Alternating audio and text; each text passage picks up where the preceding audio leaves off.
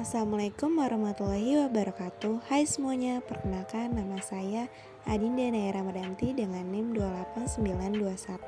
28921500058 dari Prodi Manajemen Universitas Pancasakti. Nah, dalam video ini saya akan menjelaskan tentang pengembangan outline kerangka karangan yang berjudul Belajar untuk Memulai Bisnis Online untuk Memenuhi Ujian Akhir Bahasa Indonesia.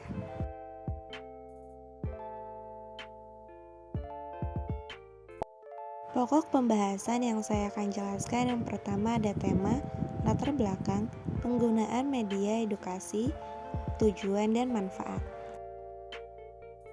Untuk tema yang saya ambil adalah belajar untuk memulai bisnis online. Nah, kenapa saya memilih tema belajar untuk memulai bisnis online? Dikarenakan pada zaman sekarang ini dengan adanya media internet, setiap orang dapat menjalankan bisnis menjadi semakin mengglobal. Bila biasanya memasarkan produk atau jasa secara offline yang biasanya dilakukan di tempat usaha berupa toko atau melalui jaringan pemasaran bisnis, sekarang bisa menjual produk atau jasa di internet menggunakan website. Pasar lebih luas, pasar bisa menjangkau seluruh Indonesia langsung maupun yang lebih besar lagi ke pasar seluruh dunia. Mungkin dari kalian masih banyak yang bertanya gimana sih cara memulai bisnis online dari nol.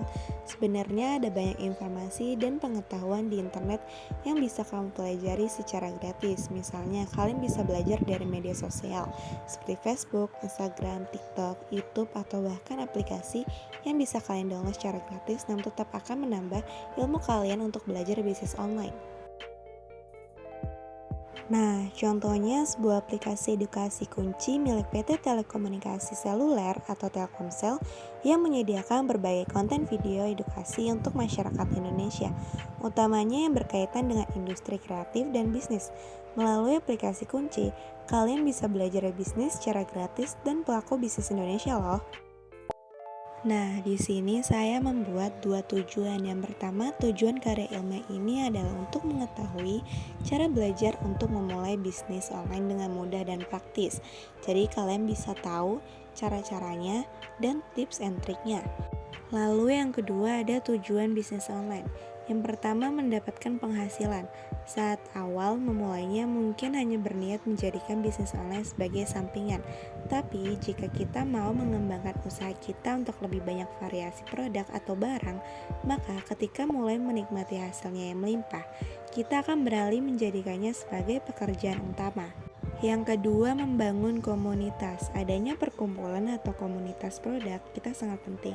Karena dengan begitu mereka ikut menjadi motor penggerak kemajuan bisnis online kita loh.